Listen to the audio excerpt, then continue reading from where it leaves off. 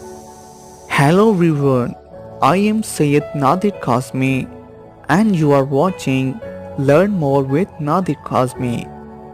Today I have brought you an interesting story about the fox and the crabs.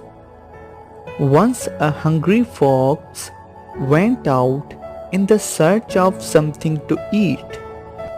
Suddenly, he reached a vineyard full of fine ripe grapes.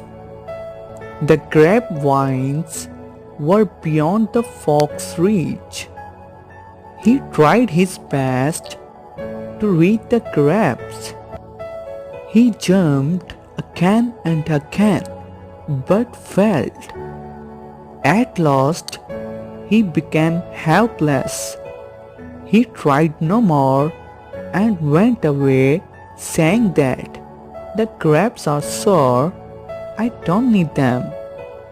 The moral of this story is that the grapes are sour means the people often pretend to dislike what they cannot get.